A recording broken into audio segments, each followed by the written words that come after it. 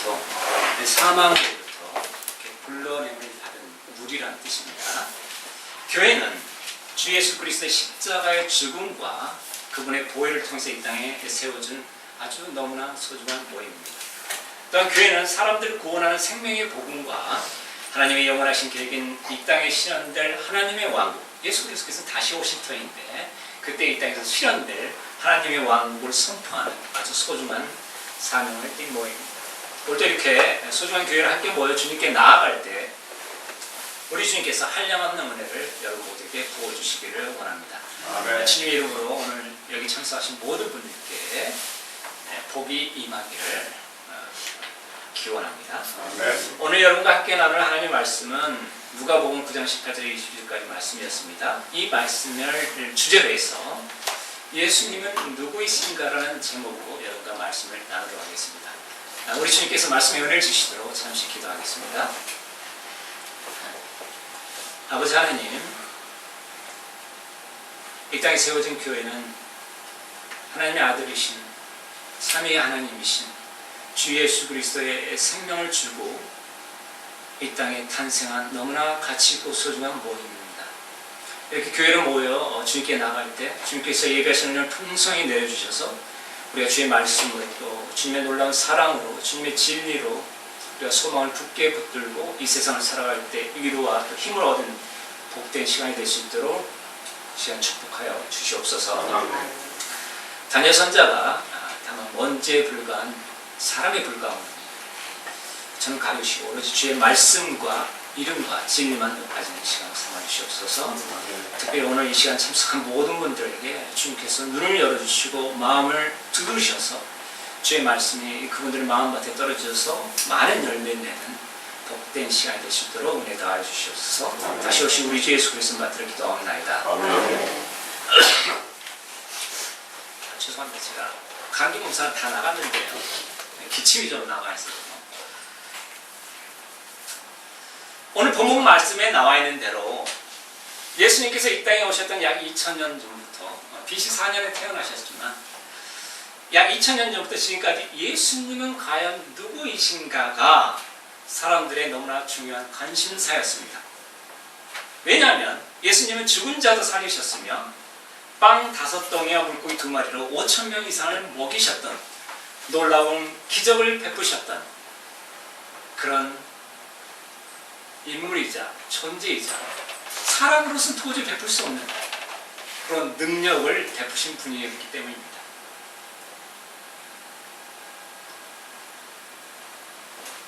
이렇기 때문에 그분의 정체성은 예수님은 누구이신가라는 그분의 정체성은 그때나 지금이나 항상 논란의 중심에 서 있을 수밖에 없었습니다.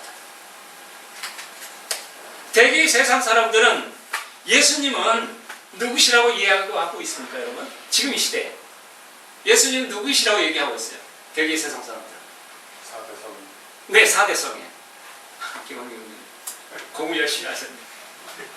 자, 4대 성은 누구? 4대 성인은 누구를 4대 성인이라고 합니까? 공자. 예수님 기본적으로 들어가고 공자, 석가, 그렇죠, 석가. 그 다음에 마호메드. 예, 마호메드라고도 하지만 실제로는 소크라테스가 맞습니다. 예, 동양에서 마호메드를 써요. 이 4대 성이라는 표현이 처음으로 일컬어지게 된 계기는 몇 가지 설이 있지만 독일의 20세기 철학자 칼 야스퍼스가 자신의 저서 위대한 사상가들이라는 책에서 이 네 사람의 사상을 언급한 데서 비롯되었다고 합니다. 일부 동양권에서는 아까 말씀하신 대로 소크라테스 대신 마호메드가 들어가야 된다고 주장하고 있기도 합니다. 이들 4대 성인들은 종교 지도자로서 혹은 위대한 사상가로서 인류 역사에 큰 족적을 남겼습니다. 그런데 그중 예수님께서는 다른 3대 성인들과 유일하게 다르게 회자되는 한 가지가 있습니다. 무엇입니까, 여러분? 네, 그렇습니다. 예수 그리스도만이 부활하셨다고 얘기되고 있습니다. 이거에 대해서 이의를 제기할 수는 없습니다. 그죠? 믿고 안 믿고는 둘째 문제지만 놀라운 사실이죠. 이 부활은 예수님께서 누구이신지 이해하는 핵심 연결고리입니다. 왜냐하면 사람이라면 완전히 죽었다가 다시 살아날 수가 없기 때문입니다. 그렇죠? 사람이 죽었다가 완전히 죽었다가 다시 살아난 예가 있었습니까, 여러분? 없었습니다.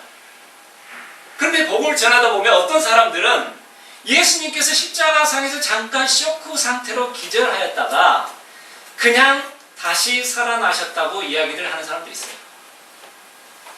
지금도 뉴스에 이런 경우가 등장하죠? 어떤 나이 든 사람이 병원의 거만이로부터 사망 선고를 받았는데 영안실 냉동고에 들어가려는 순간 다시 살아났다. 이런 뉴스 가끔 나오죠. 그죠? 예수님도 그런 경우가 아니냐는 것이죠. 그런데 여러분, 로마 역사를 조금만 들여다보면 사람이 십자가에서 쇼크 상태로 있다가 다시 살아났을 것이라는 추측은 결코 말이 되지 않는다는 걸 알 수 있습니다. 로마 대제국은 BC 27년경부터 시작해서 동로마 제국까지 하면 1453년까지 이렇게 지속되어 있던 대제국입니다. 이때는 우리나라로 치면 어떤 시대였습니까, 여러분?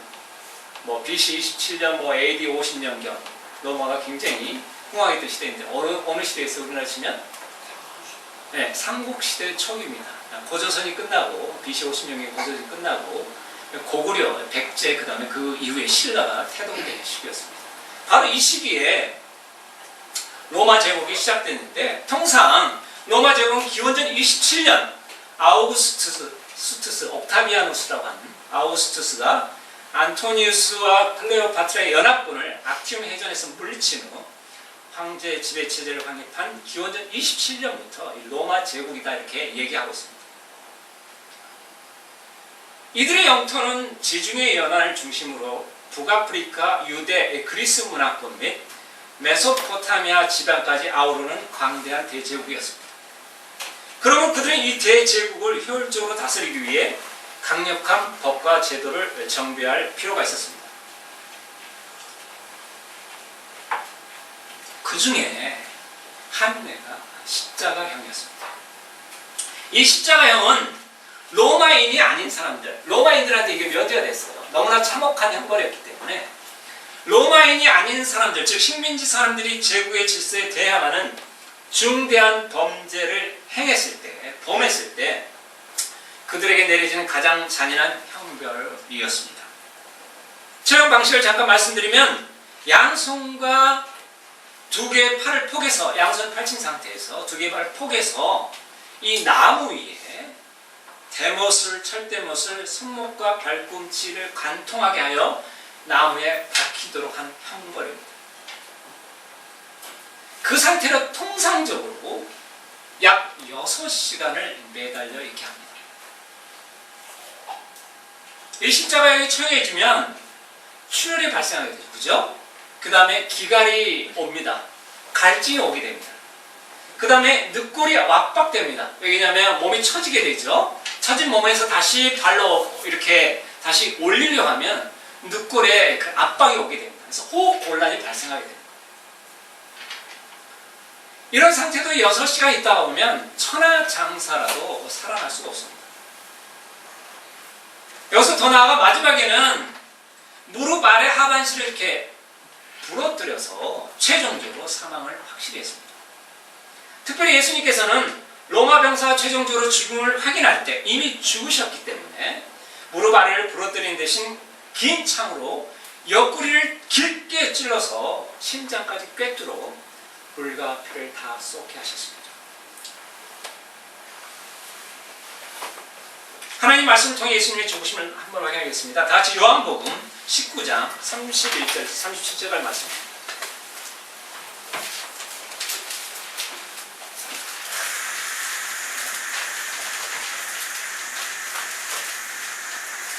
요한복음 19장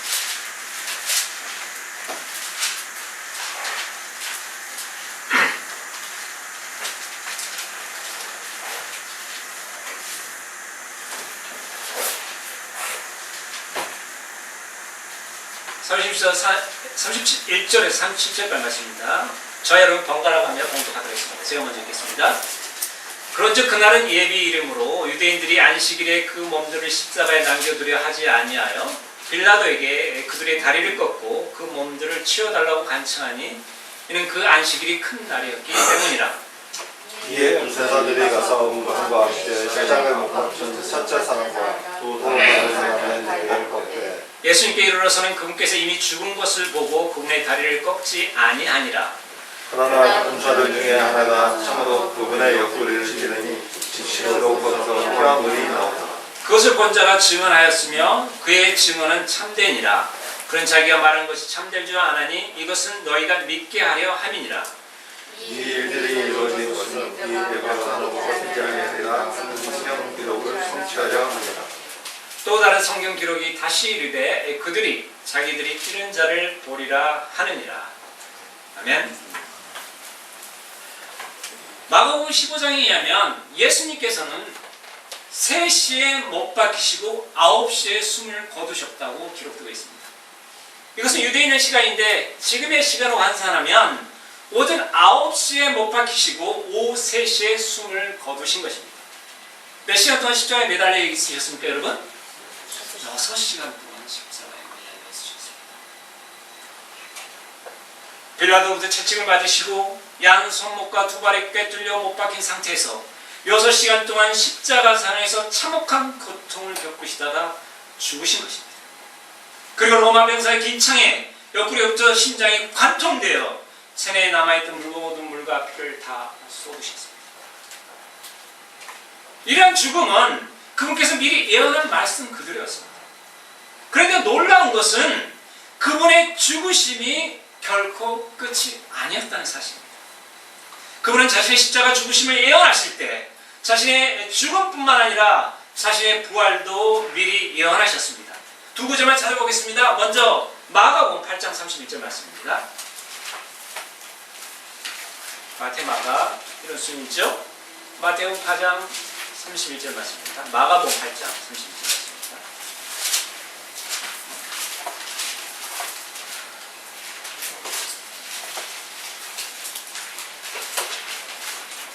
네, 한 목소리로 공부하시겠습니다. 마가복음 8장 31절 말씀입니다. 시작.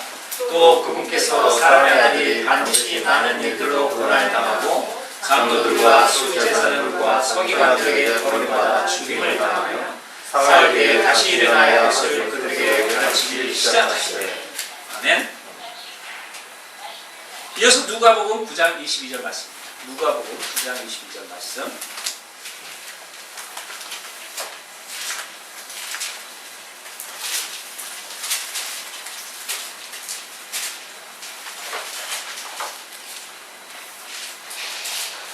같이 공부하겠습니다. 시작. 이르시되 사람의 아들이 반드시 많은 일로 고난을 당하고 장로들과 수제사장들과 서기관들에게 버림받아 죽임을 당하며 셋째 날 일으켜지리라 하시니라. 아멘. 이처럼 예수님께서는 자신의 죽으심을 예언하실 때마다 또한 사흘 만에 자신이 부활하실 것을 말씀하셨습니다. 그리고 그분은 자신이 예언하신 말씀 그대로 십자가에서 죽으셨다가 사흘 만에 부활하셨습니다. 그런데 어떤 사람들은 예수님의 부활 사건 자체를 아예 믿지 않으신 분들이 있습니다.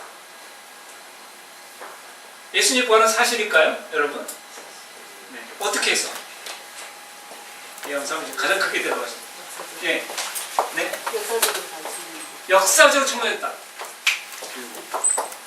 네, 안녕하세요. 네, 어서 오세요. 네, 역사적으로 증명된 사실입니다. 그렇습니다. 한번 살펴보겠습니다. 자, 어떠한 사건이 일어났습니다. 그 사건이 확증이 되려면 사건 현장에 직접 있지 않았던 사람들이 그 사실에 대해서 믿게 하려면 뭐가 필요합니까, 여러분?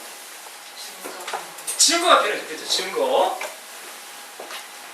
CCTV 영상이나 스마트폰으로 촬영한 동영상이 있으면 누구나 믿게 되겠죠. 근데 그때, 그 시대는 그게 없었습니다. 그렇다면 이렇게 눈에 보이는 증거가 없을 때 그 다음으로 신뢰성을 갖는 증거로 채택될 수 있는 게 뭡니까, 여러분? 바로 맞습니다. 사람들의 증언.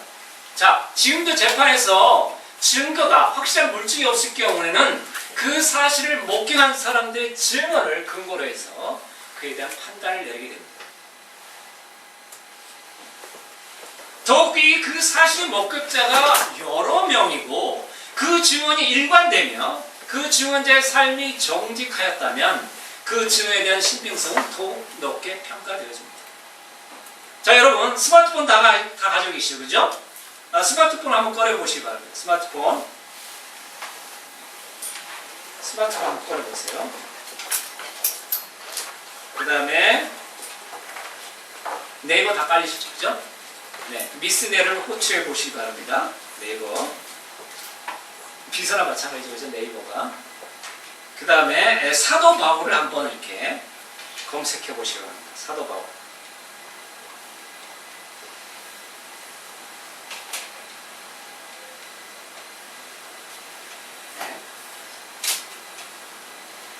그럼 뭐가 나옵니까, 여러분? 그 중에서 중립적인 입장에 있는 위키피디아 파울로스라고 되어 있죠? 폴, 원래 폴 로마식 이름 폴인데 파울로스라고 발음하기도 합니다. 거기를 클릭 한번 해보십시오. 성 바울하고 이제 초상화가 나오죠. 쭉쭉 내려가셔서 말그림이 하나 나오죠. 내려가면. 그죠? 쭉 내려가면 말그림 나오지 않나요? 안 나와요? 나올 텐데. 다마스쿠스에서의 회심. 그림, 이런 그림 안 나와요, 여러분? 그림 나오죠? 안 나와요? 네이버에서 들어갔을 경우에 들어가셔서 네이버. 그러면 안 나와. 그림 아래쪽에 사도 파울로스로 시작하는 글이 있지 않습니까? 보이나요? 보이시나요? 보이세요? 안 보이세요? 이 말그림 아래쪽에 글. 말그림이 안 나와요. 말그림이 안 나와요? 그럴 리가. 아래 쭉 내려가야 됩니다. 한참.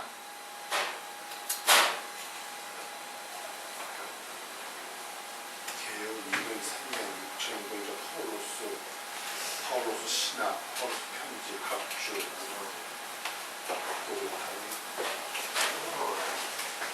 쭉 내려 제가 직접 찾아드리겠습니다. 한 분을.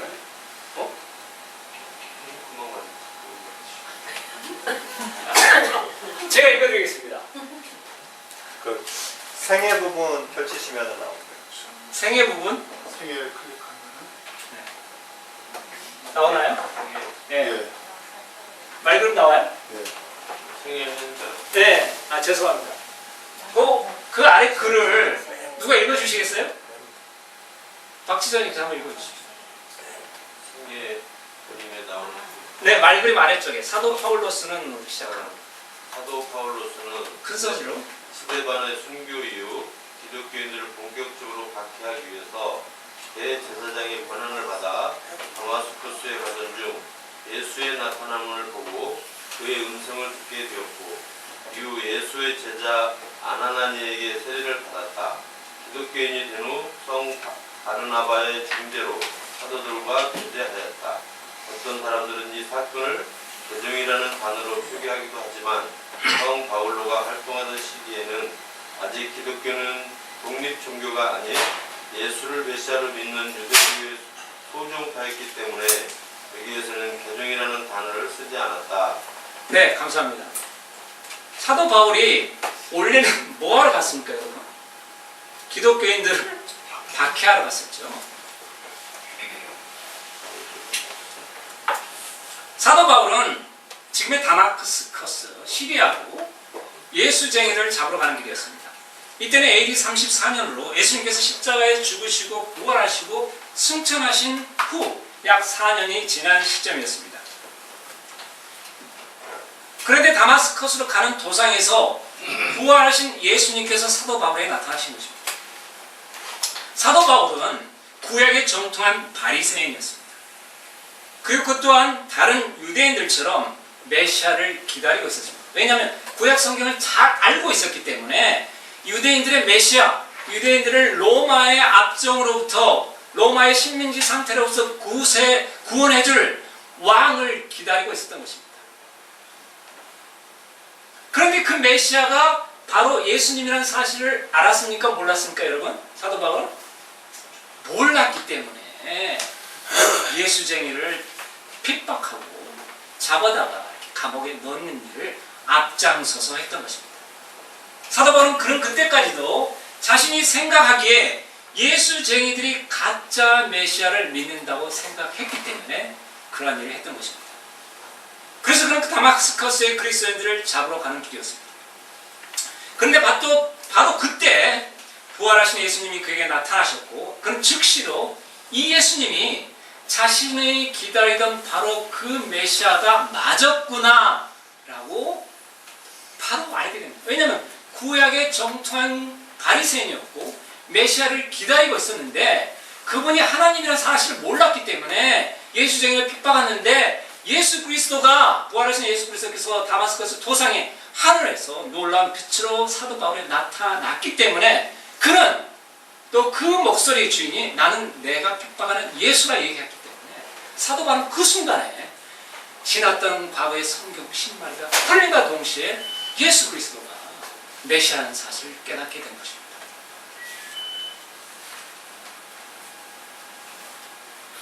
자, 이에 대한 사도 누가의 기록을 보겠습니다. 사도행전 9장 1절부터 22절까지 말씀을 저와 여러분 번갈아서 공부해 보겠습니다. 사도행전 9장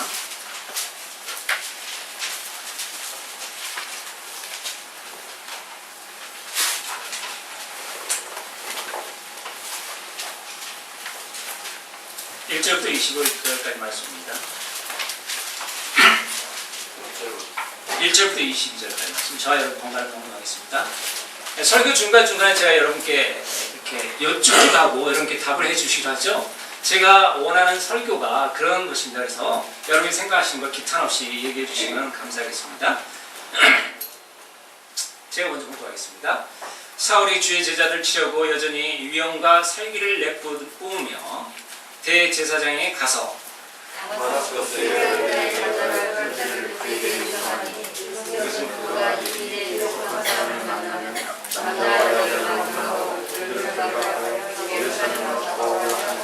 사울이 길을 가다가 다마스쿠스에 가까이 이르렀을 때 갑자기 하늘로부터 빛이 나와 그를 둘러 비추더라.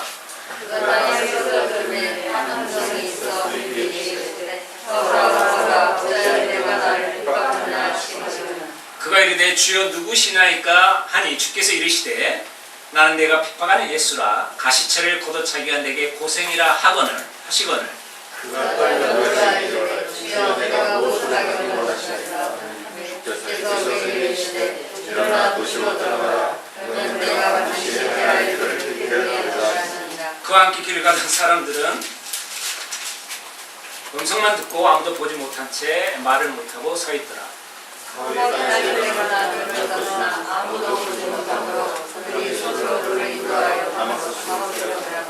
그가 사흘 동안 보지 못하고 먹지도 마시지도 아니하더라.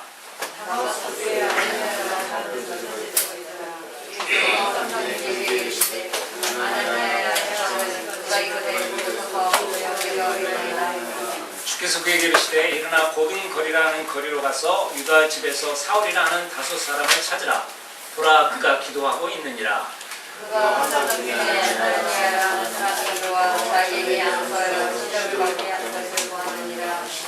이에 아나니아가 응답하되 주의 이 사람에 대해 내가 많은 사람에게 들었는데 그가 예루살렘에서 주의 성도들에게 많은 악을 행하였다 하더이다.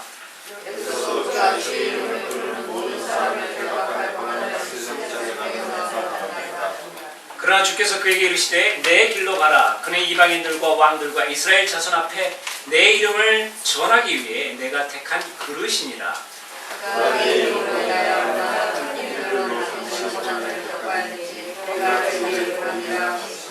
아나니아가 자기 길로 가서 그 집에 들어가 그에게 안수하며 이르되 형제 사울아, 주 곧 내가 올 때 길에서 내게 나타나신 예수님께서 나를 보내사 내가 시험을 받게 하시고 성령님으로 충만하게 되도록 하셨느니라 하매 즉시 그의 눈에서 금을 같은 것이 떨어지고 그가 시력을 받으니라.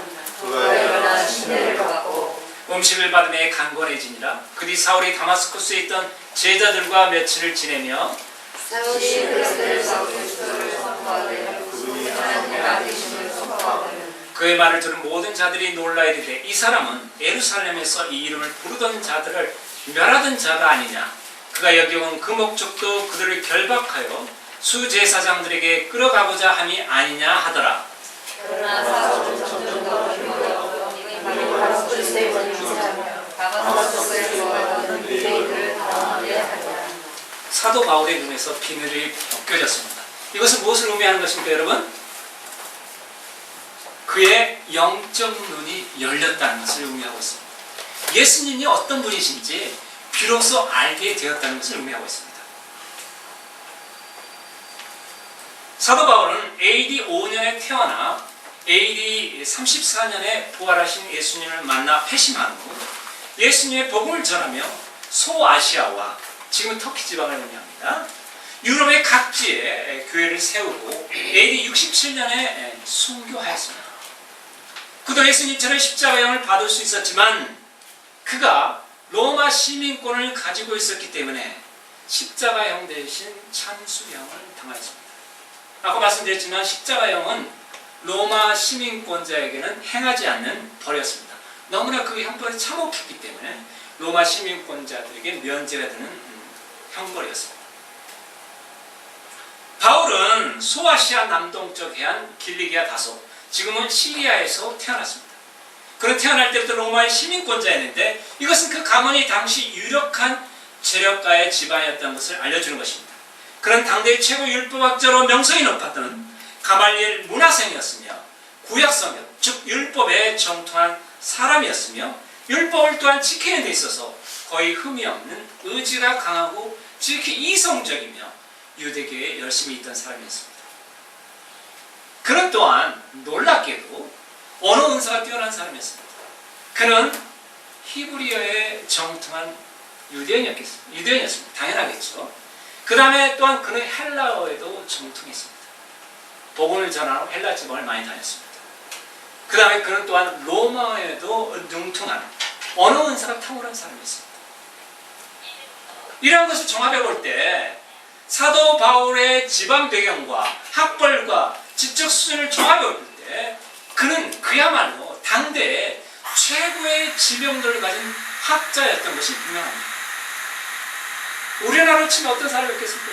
우리나라 치면 지금의 우리나라 치면 외교관일 수도 있고 미국 시민권자를 가지고 있어요. 미국 시민권 세계 대제국. 그 다음에 상계국에 능통했어요.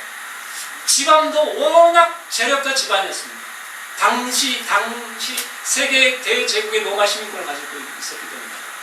요즘 말로 뭐라고 하죠? 이런 집안에서 태어난 사람을 요즘 말로 뭐라고 해요, 여러분? 금수저. 요 금수저 집안에 계신 분 손 한번 들어보세요. 금수저 집안. 네, 몇 분 계시죠, 그죠? 감사한 일입니다. 금수저 집안에서 주 예수 그리스도를 영접하고 영원한 생명을 얻기가 낙타가 발을 길을 통한 것보다 더 어렵다고 성경 말씀 기록하고 있습니다. 그런 이 놀라운 인물이 너무나 이성적이고 너무나 학자적이고 너무나 뛰어난 은사를 가진 인물이 그의 나이 30세에 그 인생이 송두리째 바뀌고 말았습니다. 바로 부활하신 예수님을 만난 사건이 바로 그 사건이었습니다. 사도 바울은 이 사건이 자기 인생에 너무나 중요한 터닝 포인트였고 복음의 핵심적인 사건이었기 때문에 그는 어디에 가든지 부활하신 예수님을 증거했습니다. 사도 바울이 부활하신 예수님을 만난 사건이 얼마나 중요한 사실인지는 성경에 이 사건이 반복되어 기록되어 있다는 사실을 통해서 우리는 더 잘 알 수 있습니다. 동역자였던 의사 누가가 기록한 사도행전에는 무려 이 부활 사건이 몇 번 기록되는지 아십니까, 여러분? 네, 3번 기록되어 있습니다. 9장, 22장, 26장. 3번이나 기록되어 있습니다. 또한 사도 바울이 직접 기록한 고린도전서 15장에도 자기가 직접 만난 부활하신 예수님을 기록하고 있으며 예수님의 부활을 목격한 증인들이 500여 명이 넘는다고 증언하고 있습니다. 이 네 군데를 자세히 살펴보면 예수 그리스도의 부활이 갖는 세 가지 의미를 우리는 깨달을 수 있습니다. 자, 예수 그리스도의 부활이 갖는 놀라운 의미가 있는데 세 가지 의미가 있습니다. 첫째 의미는 예수 그리스도가 생명을 좌우하시는 하나님이시라는 사실입니다. 그렇죠, 여러분? 쉽게 얘기되죠? 요한복음 10장을 통해서 말씀 통해서 확인해 보겠습니다. 요한복음 10장 15절에서 18절까지 말씀입니다. 참고 말씀드린 요한복음은 그 주제가 사복음서 가운데 예수님은 하나님이시다가 그 주제입니다. 여러분, 요한복음 10장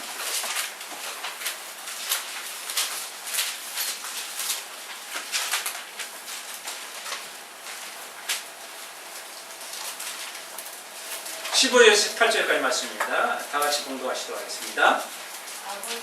시작. 아버지께서 나를 알듯이 나도 아버지를 아노니 나는 양들 위에 내 생명을 내어놓느니라. 또 이 무리에 속하지 않은 다른 양들이 내게 있으므로 그들도 내가 반드시 데려오려니 그들이 내 음성을 듣겠고 이로써 하늘에 향한 목자가 있으리로다. 그러므로 내 아버지께서 나를 사랑하시느니 이는 내가 내 생명을 다시 취하려고 그것을 내려오기 때문이라. 아무도 그것을 내게서 빼앗지 아니하며 내가 스스로 그것을 버리노라. 내게는 그것을 버릴 권능도 있고 그것을 다시 취할 권능도 있노라. 나는 이 명령을 내 아버지께서 받았느니라 하시니라. 아멘.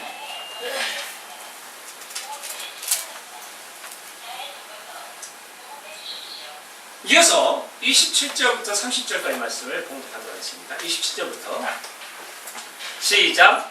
내 양들은 내 음성을 들으며 나는 그들을 알고 그들은 나를 따르니라. 내가 그들에게 영원한 생명을 주느니 그들이 결코 멸망하지 않을 것이요 또 아무도 내 손에서 그들을 빼앗지 못하리라.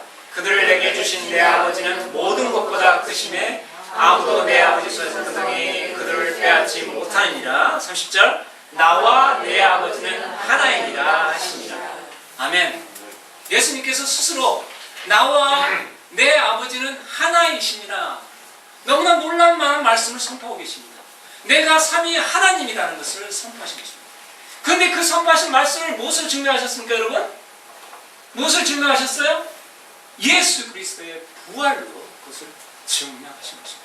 자신이 생명을 좌우하시는 하나님이라는 것을 증명하셨던 것입니다. 부활의 둘째 의미는 예수님의 말씀은 곧 진리라는 사실입니다. 예수님께서 십자가에 죽으시기 전에 아까도 읽어보았지만 자신의 십자가 대속의 죽음과 동시에 부활에 대하여 여러 차례 미리 예언하셨습니다. 그리고 그분의 말씀 그대로 그분께서는 사람들의 죄값을 대신 치러주시기 위해 십자가에서 피 흘려 돌아가셨습니다. 그리고 또한 그분은 자신의 예언 말씀 그대로 사흘 만에 부활하셨던 것입니다. 자, 마지막으로 부활의 셋째 의미를 살펴보겠습니다. 부활의 세 번째 의미는 우리 사람도 부활할 수 있다는 것을 알려주는 것입니다. 그 근거는 예수님께서는 완전한 하나님이시면서 동시에 완전한 사람의 모습으로 이 땅에 오셨습니다. 완전한 사람이신 그분께서 부활하셨기 때문에 우리도 부활할 수 있는 것입니다. 예수님의 부활을 성경은 부활의 첫 열매라고 표현을 하고 있습니다. 이와 관련된 하나님 말씀 살펴보겠습니다. 부활장이라고 일컬어지는 고린도전서 15장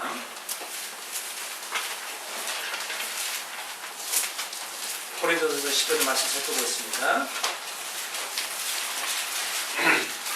사복음서 다음에 사도행전 다음에 로마서 나오고 그 다음에 고린도전서가 나옵니다. 고린도전서 15장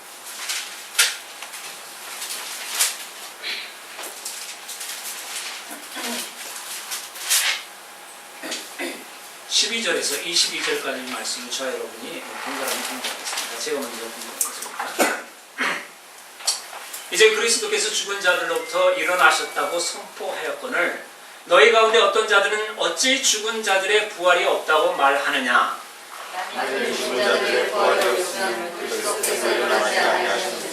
또 그리스도께서 일어나지 아니하셨으면 우리의 선포하는 것이 헛것이요 너의 믿음도 헛것이며 참으로 우리가 하나님께 대한 거짓으로 드러나니 이는 우리가 하나님께서 그리스도를 일으키셔서 하나님의 대해서 주문했습니다.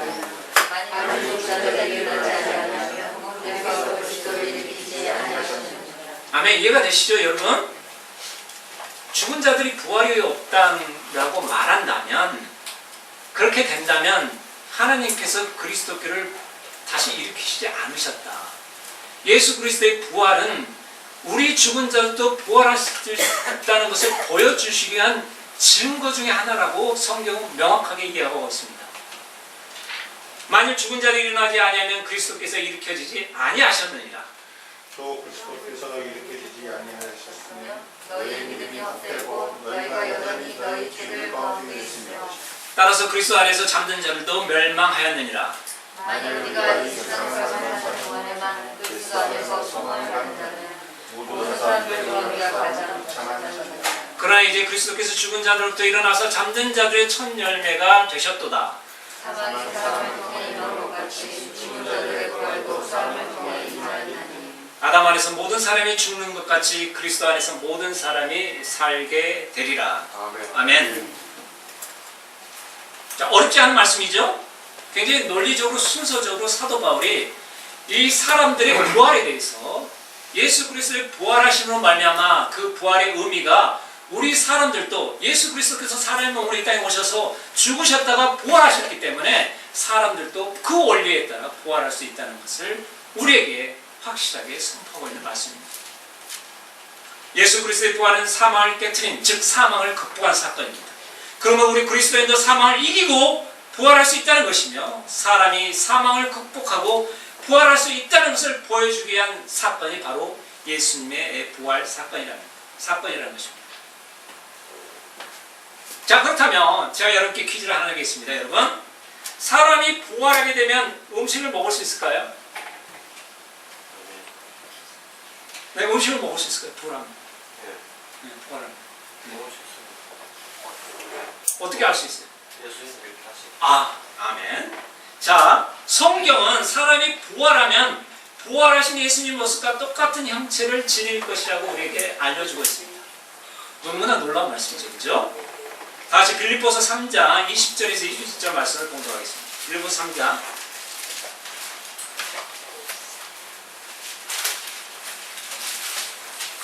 고린도 전후서 다음에 갈라디아서, 에베소서, 그 다음에 빌립보서 나옵니다. 빌립보서 3장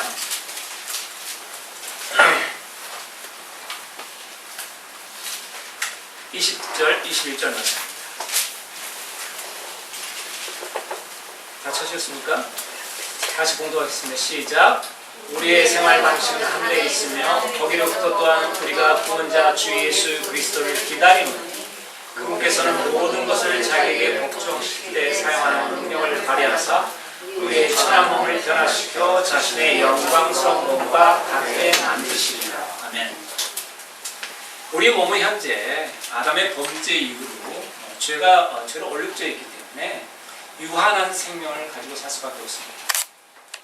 하나님과 분리되어 있기 때문에 우리가 유한하고 불완전한 상태에 살기 때문에 우리가 시간이 가면 나이가 먹게 되고 질병이 생기게 되는 것입니다. 여러 군데 문제가 생기게 되는 것입니다. 그런데 부활한 몸은 예수 그리스도께서 부활한 몸과 동일한 몸을 지니게 될 것이다.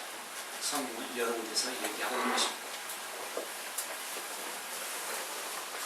이와 관련해서는 로마서 8장 29절, 요한일서 3장 2절도 동일한 내용을 기록하고 있습니다. 예수님께서 이 땅에 다시 오시면 우리 그리스도인들의 몸이 변화되어 예수님의 영광스러운 몸, 즉 예수님께서 부활하셨던 바로 그 몸을 입게 된다는 것입니다.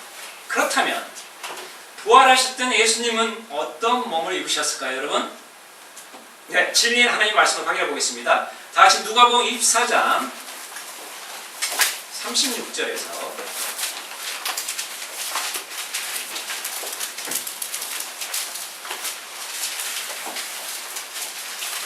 43절까지 말씀입니다.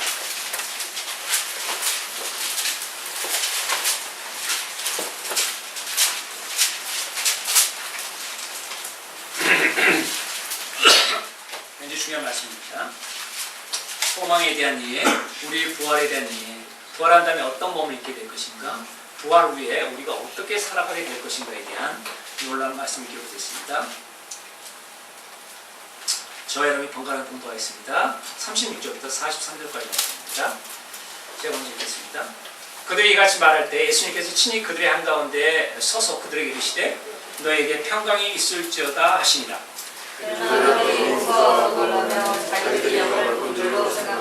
그분께서 그들에게 이르시되 너희가 어찌하여 불안해하며 어찌하여 마음속으로 염려하느냐. 내 손과 내 발을 바로 나누라. 나를 만져도 보아라. 영사가 별거 없으되 너희가 본 바와 같이 나는 믿으리라 하시니라. 그분께서 이렇게 말씀하시고 그들에게 자기 손과 발을 보이시니라. 그들이 무섭고 아직도 믿지 못하고 놀라되 그래서 그들에게 이르시되 여기에 너희에게 무슨 것이 있느냐 하시니 그들이 구운 생선한 토막과 벌집 한 조각을 그분께 드리매 그분께서 것을 가져다 그들을 잡수시라. 부활하신 몸을 지신 예수님께서 뭘 잡수셨어요, 여러분? 아멘. 또 그분께서 그들에게 이르시되 내가 여전히 너희와 함께 있었을 때 너에게 말한 말도 곧 모세율법과 제사장들의 글과 시편에 나에 관하여 기록된 모든 것이 반드시 성취되어야 하리라 한 말들이 이것들이라 하시고. 아멘. 자, 우리의 부활에 대한 확실한 증언과 함께 부활할 때 우리가 어떤 몸을 입게 될 것인가를 성경을 통해서 살펴보았습니다. 여러분, 사람은 누구나 죽습니다. 그러나 그 죽음이 끝이 아닙니다. 사도 바울의 인생을 통해 증명된 예수님의 부활 사건이 그것을 우리에게 명백하게 알려주고 있습니다. 그냥 소문으로 그냥 회자되는 사건이 아닙니다. 이 사건. 역사적으로, 논리적으로 입증된 사건인 것입니다. 부활을 통해 자신이 길이요, 집이요, 생명이라는 것을 예수님께서는 증명하셨습니다. 그런데 예수님께서는 자신에게 영원한 생명이 있다고 말씀하신다 동시에 또 가장 많이 말씀하신 것 중에 하나가 있는데 그것은 바로 지옥에 관한 말씀입니다. 신약 성경에는 지옥이라는 단어가 23번이 듭니다. 그 중에 15번 예수님께서 말씀하셨습니다. 그 중에 한 구절 제가 읽어드리겠습니다. 몸은 죽여도 혼은 능히 죽이지 못하는 자들을 두려워하지 말고 오직 혼과 몸을 능히 지옥에서 멸하신 분을 두려워하라. 마태복음 10장 28절 말씀입니다. 사람이란 존재는 성경은 데살로니가 전서를 보면 삼중적인 구조로 되어 있다고 성경은 말씀하고 있습니다. 몸과 혼과 영. 성경이 이분법으로 얘기하는데 좌우지간에 몸이 있고 혼이 있다는 것입니다. 몸은 여러분 외부로부터 여러 가지 정보를 드리는 감각기관을 의미합니다. 눈, 빛을 보죠, 색깔을 보죠, 사람들이 인식하죠, 그죠? 코, 냄새를 맡는 것. 이게 몸입니다. 혼은 이 감각기관을 통해서 들어온 정보를 가공하는 것입니다. 아, 저 음식이 맛있겠다. 저 음식은 저 버섯은 덕버섯이야. 이게 혼적인 역할입니다. 영은 하나님께서 들어오실 수 있는 공간이며 하나님과 대화하는 공간입니다. 기도하고 교제하고 하나님의 영적인 말씀을 깨닫게 하는 기능을 하는 것입니다.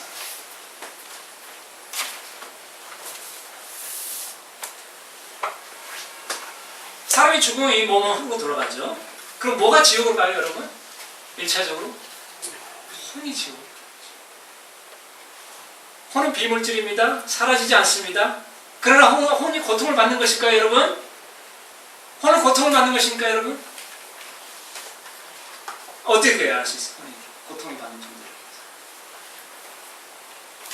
네. 자식이 죽으면 자식을 어디에다 묻습니까, 여러분? 아는 거지. 그렇죠? 누가 날 뒷담화해, 나를 욕해요. 그럼 어디가 아파요, 여러분? 어디가 아픕니까? 마음이 아픕니다. 그 혼 속에 양심이라는 것도 자기가 나왔습니다. 길 가다가 너무 급해서 교통신호를 위반하고 지나갔어요. 그럼 어디가 찔려요, 여러분? 양심 찔려. 양심 육체가 아니에요, 그죠? 그 혼이 불타는 영광 같은 지옥에 간다고 성경이 여러 번 얘기하고 있습니다. 사람이 결코 가서는 안 되는 불타는 영광과 같은 저주와 고통의 장소가 바로 지옥입니다. 하나님께서 왜 지옥을 만드셨어요? 사람들을 가두고 지옥을 만드신 게 아니었어요. 원래 마귀를 그 속에 가두기 위해서 만드셨는데 사람들이 마귀 손을 이렇게 붙잡고 있기 때문에 그냥 가는 거예요. 또한 여러분 도시마다 여러분 쓰레기 소각장이 있죠, 그죠? 쓰레기 소각장. 왜 거기서 태웁니까 쓰레기를? 그 쓰레기가 지저분하게 해서 그 지방 사람들한테, 그 지역 사람들한테 여러 가지 질병을 옮길 수 있기 때문에 소각하는 것입니다. 마찬가지로 죄는 결코 하나님 곁에 갈 수가 없게 됩니다. 만약에 현재 이 세상 사람들이 죽은 다음에 모두 천국에 간다고 생각해 보십시오. 세상 사람들이 얘기하죠. 누가 죽으면 좋은 곳에 가셨을 것입니다. 천상에 가셔서 안식을 누리길 기원합니다. 근데 여러분, 이 혼과 이 세상에서 똑같은 마음가짐을 가지고 있는 사람들, 그 혼이 만약에 다 천국에 간다면 그 천국에 어떤 현상이 벌어지겠어요? 이 세상과 똑같은 현상이 벌어지겠죠. 그죠? 즐기고 미워하고 질투하고 전쟁을 벌이고 자기 권력민당해서.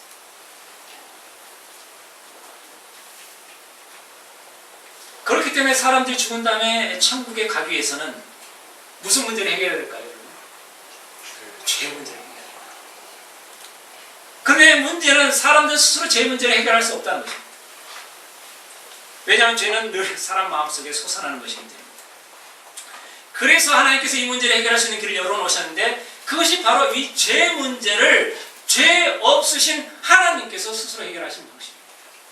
다 같이 요한복음 3장 14절에서 18절까지 말씀을 공부하겠습니다. 요한복음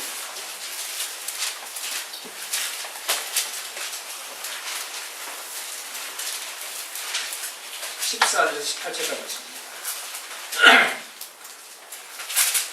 다시 공부하겠습니다. 시작. 모세가 광야에서 뱀을 든 것 같이 사람의 아들도 반드시 들려야 하리니 이것은 누구든지 그를 믿는 자를 멸망하지 않고 영원한 생명을 얻게 하려 함이니라. 하나님께서 세상을 이처럼 사랑하사 자신의 독생자를 주셨으니 이것은 누구든지 그를 믿는 자를 멸망하지 않고 영원한 생명을 얻게 하려 하십니다. 하나님께서 자신의 아들을 세상에 보내신 것은 세상을 정죄하려 하심이 아니요 그를 통해 세상을 구원하려 하십니다. 그를 믿는 자는 정죄를 받지 않거니와 믿지 않는 자는 하나님의 독생자 이름을 믿지 아니하였으므로 이미 정죄를 받았느니라. 이 말씀을 잘 해석해야 됩니다. 쉬운 말씀이지만 놀라운 진리가 숨겨져 있습니다. 이런 것입니다. 사람의 아들, 즉 예수님께서 십자가에 들려 죽으신 것은 사람들에게 영원한 생명을 주시기 위함이다. 사람들이 지옥에 가는 것은 죄이기 때문이 아니라 십자가 대속의 죽음으로 자신들의 죄 문제를 해결해 놓으신 예수님을 믿지 않기 때문이다라는 것입니다. 사람이 지옥에 가는 것은 그 기원은, 그 시발점은 죄지만 죄 때문에 지옥에 가는 것이 아니라는 거예요. 무엇 때문에 지옥에 간다는 거예요, 여러분? 예수님을 믿고 죄 문제를 해결하지 않기 때문에 그 죄가 그대로 남아있기 때문에 지옥에 간다는 것입니다. 사람들은 죄의 문제를 스스로 해결할 수 없기 때문에 그에 대한 책임은 하나님께서 묻지 않으십니다. 그러나 하나님께서 그 죄값을 예수께서 치르도록 하셨기 때문에 이제 책임은 그러나 예수를 믿고 죄 문제를 해결하느냐 안 하느냐에 달려있습니다. 그 책임이 누구에게 넘어온 거예요? 이제 비로소 각자 사람들에게 넘어온 것입니다. 예수님께서 우리 대신 죄값을 치르신 것을 성경적인 용어로 대속의 죽음이라고 얘기합니다. 즉 대속의 희생이라고 얘기합니다. 대속이란 대신 속량의 준말입니다. 혹시 이 뜻을 잘 아시는 분 계신가요? 대신 속량, 대신 속죄.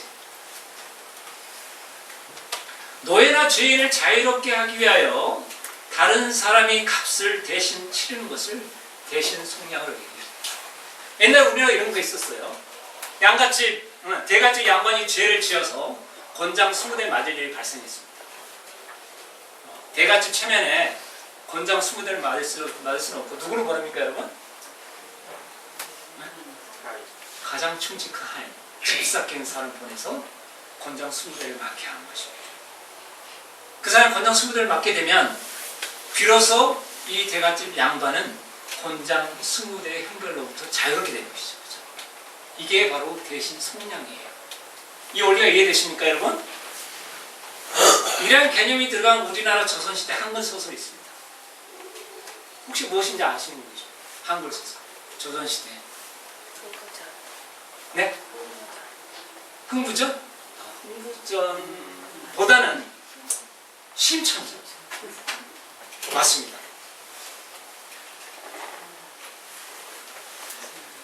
신봉사의 눈을 띄워주기 위해서는 뭐가 필요했습니까, 여러분? 눈을 띄워주면 값이 뭐가 필요했어요? 공양이 300소. 그런데 그 값을 누가 치렀습니까, 여러분? 딸이 신천이 인당수의 몸을 희생제물로 드림으로 말미암아 그 값이 대신 치러졌습니다. 그래서 누가 눈을 뜨게 됐어요, 여러분? 마침내 신봉사. 이게 대신 성량의 개념입니다. 이해가 되십니까? 아, 예수님이 왜 나 대신 십자가에 죽었다고 밥을 그렇게 얘기를 해. 이해가 안 돼. 이게 아니에요. 우리는 서로 죄를 가지고 있기 때문에 아무 죄를 대신 받을 수가 없어요, 사람들은. 그렇다면 죄를 받을 수 있는 자격을 갖춘 사람 누구입니까, 여러분? 오로지 죄가 없으신 하나님이신 예수님밖에 죄가 없으십니다. 그래서 그분이 사람의 몸을 입고 이 땅에 오시는 것이었어요. 영원하신 하나님이신 그분께서 십자가에서 대신 대속 제물이 되어주시기 위해 사람의 몸을 입고 이 땅에 오신 것입니다. 물론 그분은 하나님을 알려주시기 위해 오셨지만 그게 놀라운 비밀입니다. 우리 너무도 사랑하시기 때문에 우리 지옥부터 건져주시기 위해서 그분 십자가를 맺히신 것입니다. 하나님께서는 여러분이 결코 지옥에 가는 것을 원치 않으십니다. 여러분께서 예수님 손님 붙잡기만 하면 여러분은 지옥행 열차에서 벗어날 수 있습니다. 사람이 지옥행 열차에서 내리지 않는 것은 전적으로 사람의 책임입니다. 이제부터 사람이 죄를 짓는 것은 사람의 본성이 기인한 것입니다. 그러면 사람은 본성적으로 누구를 미워하고 시기하고 질투하며 욕하는, 비판하는 그런 죄의 굴레에서 결코 벗어날 수 없습니다. 그런데 너무나 놀랍게도 예수님께서 그 굴레를 벗겨주시기 위해, 그 죄의 굴레를 벗겨주시기 위해 십자가에서 그 죄값을 대신 치르신 것입니다. 예수님의 구원의 손을 붙잡고 지옥행 열차에서 뛰어내린 것은 우리 사람의 몫인 것입니다. 요한복음 1장 12절 우리에게 이렇게 말씀하고 있습니다.